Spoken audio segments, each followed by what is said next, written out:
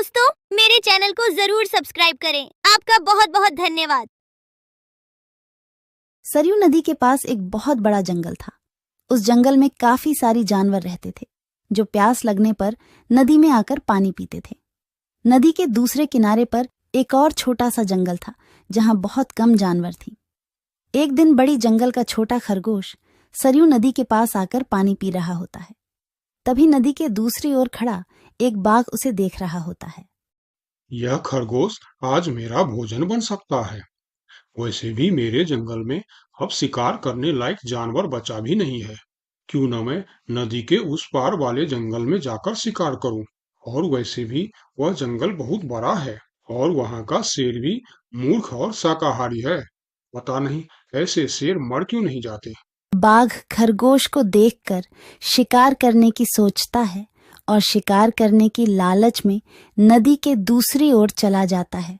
अपनी ओर बाघ को आता देख खरगोश वहां से भागने लगता है, पर तभी बाघ उसे आवाज देकर रोक लेता है। अरे खरगोश, मुझे देखकर कहाँ भाग रहे हो? तसल्ली से पानी पी लो भाई। मैं तो बस तुमसे बात करने आ रहा था। क्या तुम सच बोल रहे हो? हाँ, मुझे तुम्हारे जंगल का शेर सिंह के बारे में बात करना है। मैंने सुना है कि वह तुम्हारा बहुत चिंता करता रहता है। खरगोश समझ चुका था कि बाघ उसे अपनी बातों में फुसलाने की कोशिश कर रहा है, इसीलिए खरगोश उसकी बातों का कोई जवाब नहीं देता और तुरंत वहां से भागने लगता है।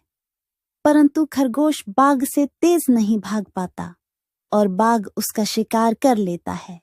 यहाँ के जानवर बड़ी आसानी से शिकार हो जाते हैं, तो क्यों न मैं इसी जंगल में रहकर आसानी से शिकार किया करूं। बाघ अभी इसी जंगल में रहकर ही शिकार करता रहता है।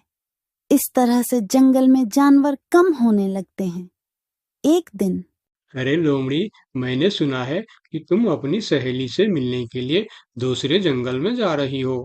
हाँ, लेकिन तुम्हें मेरी इतनी चिंता क्यों हो रही है? देखो लोमड़ी, तुमने सांप के अंडे के साथ जो हरकत की थी, जिसके लिए तुम्हें शेर सिंह ने सजा दी थी, इसके लिए तुम जंगल से भाग नहीं सकती। लेकिन मैं भाग नहीं रही हूँ। मैं तो अपनी सहेली से मिलने उस जंगल में जा रही हूँ। पर मुझे शक है कि तुम मौके देखकर भाग भी सकती हो, इसीलिए मैं तुम पर नजर रख रहा हूँ। देखो भैया, मैं शेर सिंह की हुक्म का पालन कर रही हूँ, लेकिन तुम अपना ड्यूटी ढंग से नहीं कर रहे हो। क्यों? तुमको क्यों लग रहा है कि मैं अपनी ड्यूटी ढंग से नहीं कर रहा हूँ? दरअसल इस वक्त तुम्हें जंगल में हमारी जानवर पर ध्यान रखनी चाहिए, क्योंकि हमारी जंगल की जानवर कम हो रहे हैं। सुना है जंगल में कोई शिकारी घुस आया है जो हमारे जानवरों का शिकार कर रहा है। लोमड़ी, तू चालाक है, ये मैं जानता हूँ, लेकिन मैं भी इतना बेवकूफ नहीं हूँ, ये तू जान ले। मैं तेरे बातों में नहीं आने वाला।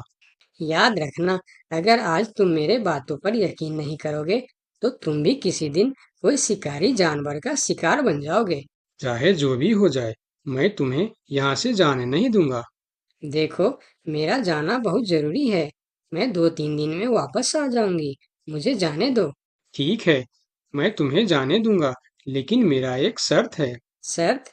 कैसी शर्त? यही कि तुम्हें उस जंगल के थाने में जाकर रोज हाजिरी देनी होगी। मुझे मंजूर है।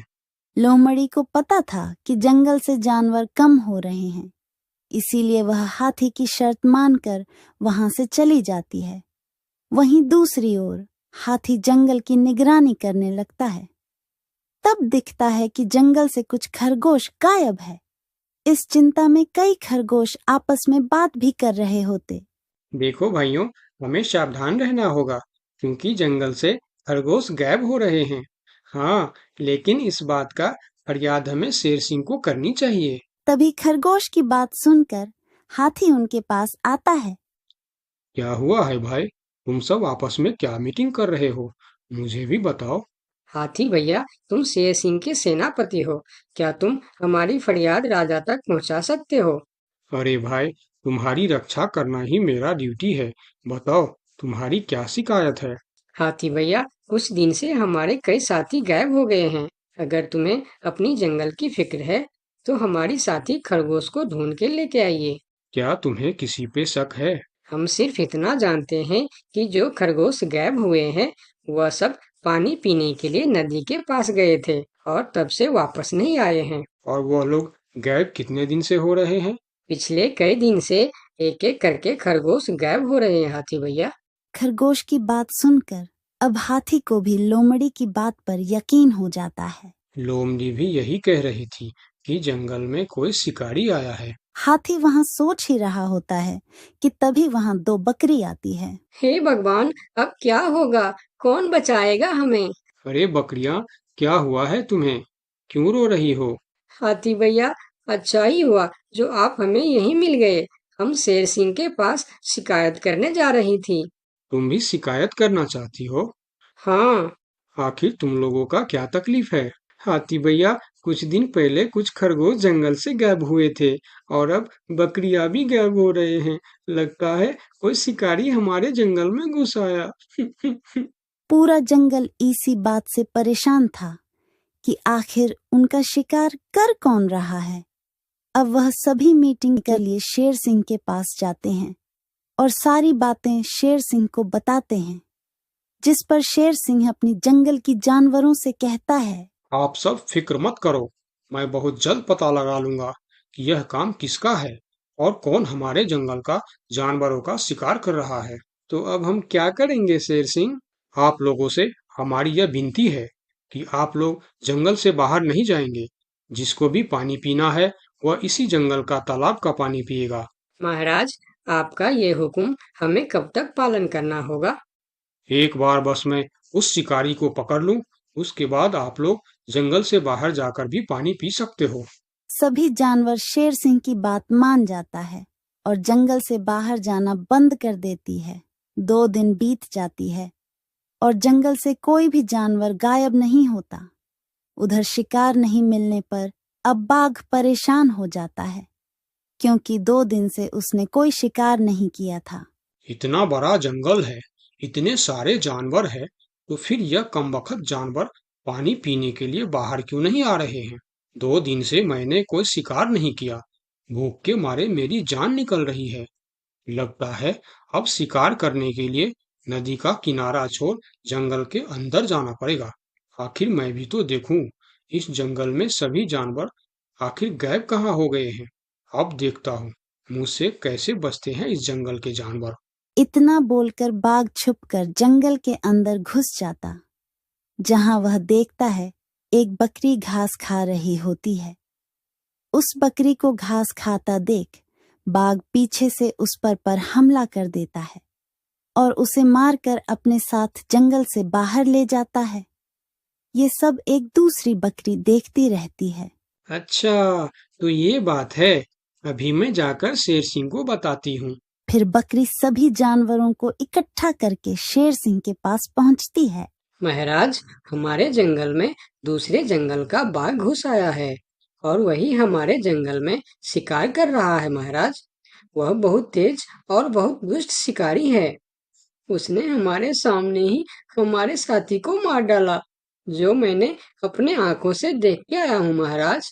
अब आप कुछ कीजिए महाराज, नहीं तो हमारे प्रजाति खत्म हो जाएंगी। महाराज, अब कुछ करना ही पड़ेगा। अब आप कुछ कीजिए महाराज, नहीं तो हमारी प्रजाति खत्म हो जाएंगी। हाँ महाराज, अब कुछ करना ही पड़ेगा। सबकी बात सुनकर शेर थोड़ी देर सोचकर बोला, लोमड़ी कहाँ है? महाराज, वो नदी के उस पार वाले जंगल में गई है। शेर सिंह लोमड़ी के मदद से बाघ को पकड़ने का मन ही मन प्लान करके बोला, देखो, इस जंगल का जानवरों का रक्षा करना हमारा पहला कर्तव्य बनता है और मैं आप लोगों की रक्षा जरूर करूंगा। बस आप सबको मेरा साथ देना होगा। जैसे मैं बोलूंगा वैसे आप सबको करना होगा।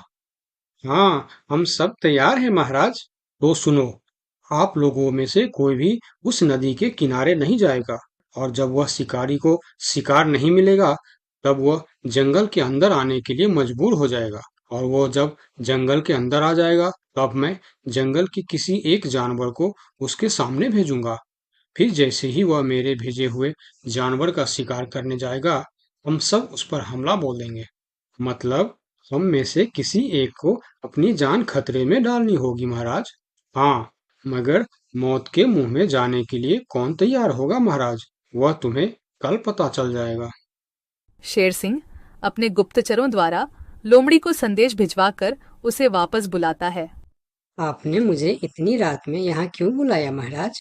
लोमड़ी, मैं तुम्हारी सजा माफ करना चाहता हूँ, मगर तुम्हें मेरा एक काम करना होगा। सजा से छुटकारा पाने के लिए मैं कुछ भी करने के लिए तैयार हूँ महाराज। ठीक है, तो सुनो। लोमड़ी की हाँ करती ही शेर सिंह ने बाघ को पकड़ने का प्लान उसे बता दिया। महाराज, जब बाघ मेरा शिकार करने आएगा तब आप मुझे टाइम पर आकर बचा तो लेंगे ना? मैं शेर हूँ, कोई नेता नहीं जो वचन देकर मुकर जाऊंगा। तुम निश्चिंत रहो, तुम्हें कुछ भी नहीं होगा। अगले दिन प्लान के अनुसार लोमड़ी नदी के किनारे जाता है। शिकार को आता देखकर बाघ खुश हो जाता है। वाह, आज मुझे पेट भरकर खाना मिलेगा। शिकार के नजदीक आते ही मैं उसे मार दूंगा। लोमड़ी डरते डरते नदी के किनारे पहुंच जाता है। हे भगवान, टाइम पर शेर सिंह को भेज देना। कैसी हो लोमड़ी? मैं ठीक हूँ बाघ भाई। अभी तो तुम ठीक हो, लेकिन थोड़ी देर बाद ठीक नहीं रहोगे। क्या मतलब? मतलब ये कि मैं अभी भूखा हूँ, और जब मैं भूखा होता हूँ तो किसी का भी शिकार कर लेता हूँ। इतना बोलकर जैसे ही बाघ लोमड़ी की तरफ जाता है, वो शेर सिंह के जाल में फंस जाता है और वहां सारी जानवर आ जाता है। बाघ, तू शिकार के लालच में मेरे चंगुल में फंस गया है। अब तेरी कहानी खत्म। तुमने मुझे धोखा दिया शेर सिंह। जैसी करनी वैसी भरनी, मुहावरा तो तूने सुना ही होगा। बाघ, तू सबको धोखे से मारता था, इसीलिए मुझे तुम्हें भी धोखे से मारना पड़ा। मुझे माफ कर दो शेर सिंह, मैं हमेशा के लिए जंगल छोड़कर चला जाऊंगा। तूने हमारे जनता पर अत्याचार किया है, अब तुम्हें इसका हिसाब चुकाना पड़ेगा। साथियों, अपना बदला ले लो। शेर सिंह की आज्ञा मिलते ही सारे जानवर उस बाघ पर टूट पड़ता है। इस तरह से शेर सिंह अपने चालाकी और सूझबूझ से अपने जंगल के जानवरों की रक्षा करता है। इस कहानी से हमें यही सीख मिलती है कि धोखे का अंजाम धोखा ही होता है, जैसी करनी वैसी भर।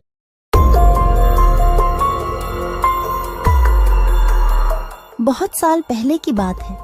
लक्ष्मीपुर के जंगल में एक पुरानी झील थी। वहां दिन में तो कोई घटना नहीं होती, पर थोड़ा सा भी अंधेरा छाते ही वह झील एक खूनी झील बन जाती।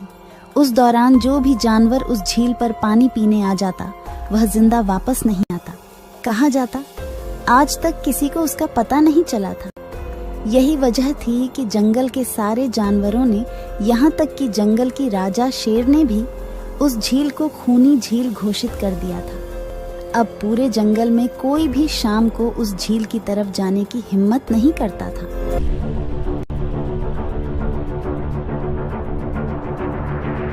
एक दिन उस जंगल में एक बंदर आ जाता है। उसकी और खरगोश की मुलाकात होती है। अरे बंदर भाई, कौन हो तुम? पहले तो तुम्हें इस जंगल में कभी नहीं देखा।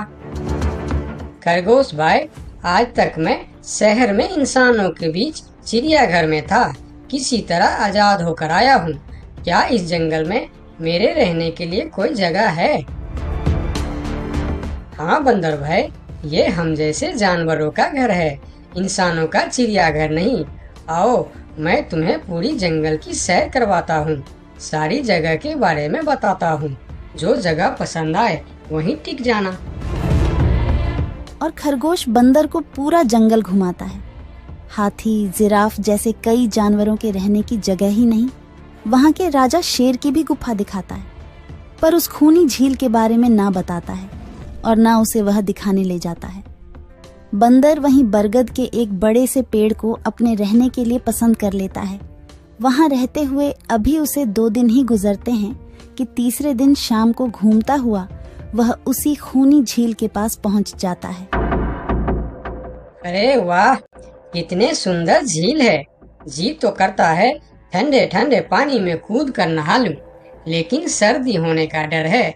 चलो, आज सिर्फ ठंडा ठंडा पानी से अपना प्यास ही बुझा लेते हैं।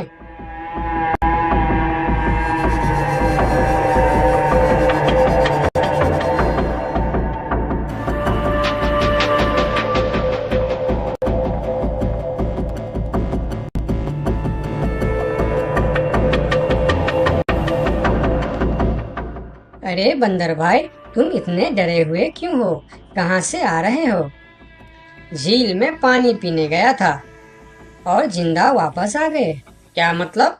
तुम्हें पता नहीं? वह इस जंगल की खूनी झील है। शाम होने पर कोई भी वहाँ जाता है तो जिंदा वापस नहीं आता। उसकी लाश का भी पता नहीं चलता कि वह कहाँ गायब हो जाती है। इसीलिए शाम होते ही कोई भी उस खूनी झील की तरफ नहीं जाता। ये हमारे राजा का आदेश भी है। कमाल है, मुझे तो पता ही नहीं। कैसे पता नहीं? तुम्हें वह खरगोश भाई ने बताया नहीं?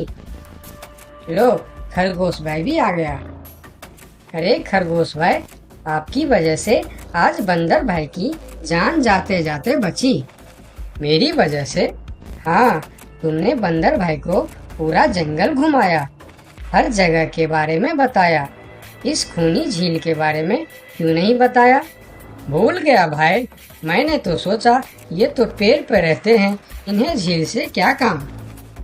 अभी अभी इन्हें खूनी झील की खूनी ने पकड़ने की कोशिश की, ये तो बाल बाल बच गए, वरना खूनी झील की खूनी, क्या तुमने उसे देखा? क्यों, क्या तुम लोगों ने आज तक नहीं देखा? नहीं, हम में से कोई कभी भी शाम को उस तरफ जाते ही नहीं और दिन में कोई घटना नहीं होती। और यह बात वह जाकर शेर के दरबार में सभी को बताता है। उसकी बात सुनकर किसी को भी यकीन नहीं आता है। क्या बात कर रहे हो बंदर?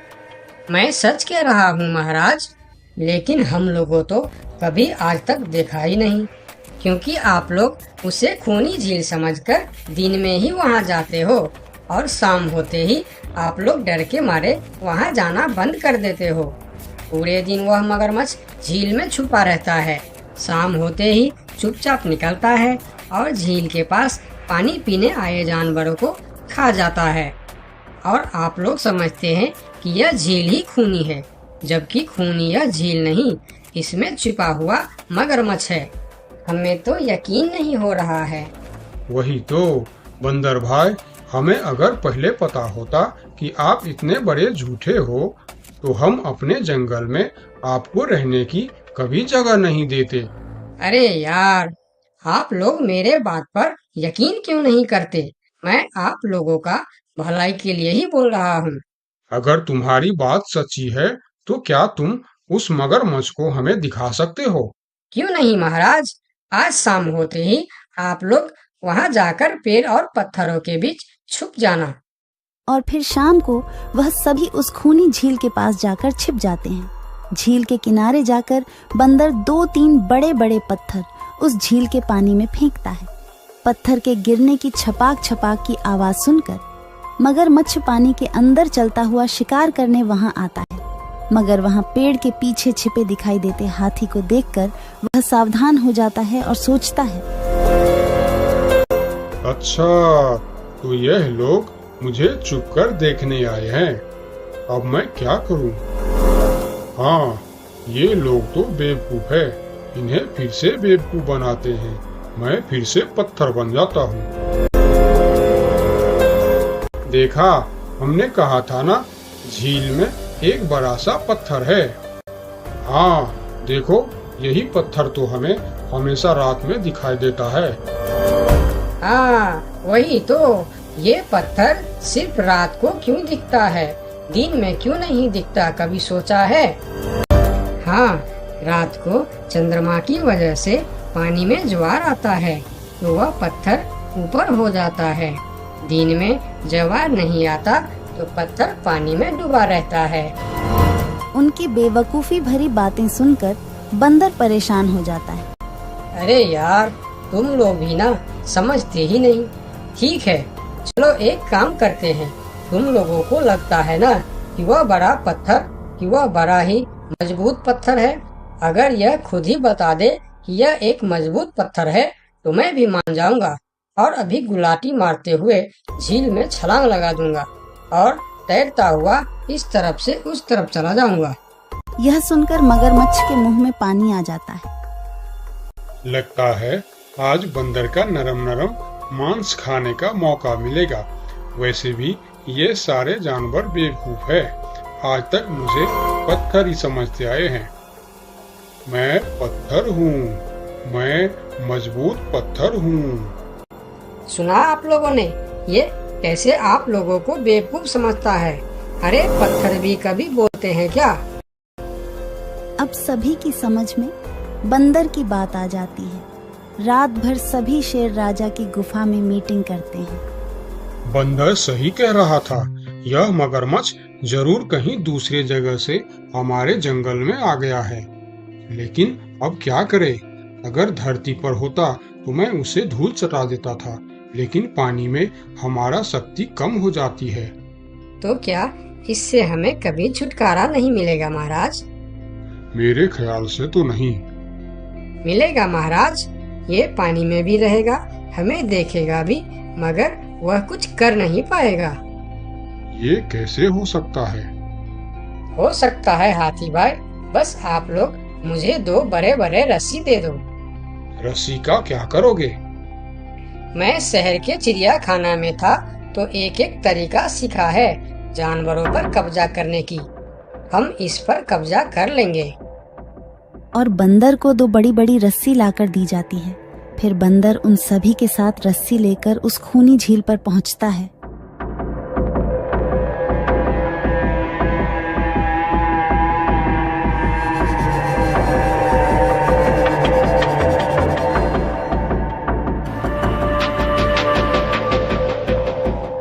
कल तक तो यह बंदर मुझे देखकर भागता था और आज पानी पीने आया है। लगता है ये भी दूसरे जानवरों की तरह मुझे पत्थर समझने लगा है। अभी इसे अपना निवाला बनाता हूँ।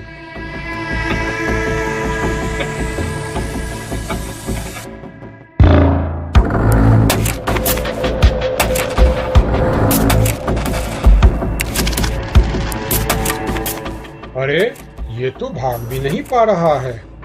अब यह जितना ज्यादा फरफराएगा उतना यह फंदा कसता जाएगा और चुपचाप रहेगा तो फंदा ढीला रहेगा। जैसे यह फिर हिलेगा फिर फंदा कसता जाएगा। अब ना यह इससे छूट सकता है और ना पानी में जा सकता है। अरे वाह, फिर तो यह हमारा कुछ भी नहीं बिगाड़ सकता। अब हम सारे जानवर इस झील में कभी भी पानी पी सकते हैं, कभी भी नहा सकते हैं। अब यह हमारा कुछ भी नहीं बिगाड़ पाएगा। अरे वाह बंदर भाई, मान गए। आपने तो हमारी समस्या ही खत्म कर दी, वरना रात भर हमें प्यास ही रहना पड़ता था कि हमें झील में पानी पीने गया और झील ने हमें खा लिया। तो आज हमें एक बात समझ में आई है कि किसी भी अफवाह के चक्कर में हमें अपनी जगह छोड़कर नहीं जाना चाहिए, बल्कि उस अफवाह का समाधान क्या है वह खोजना चाहिए। क्योंकि कोई भी जगह खूनी नहीं होती, उस जगह पर रहने वाला खूनी होता है।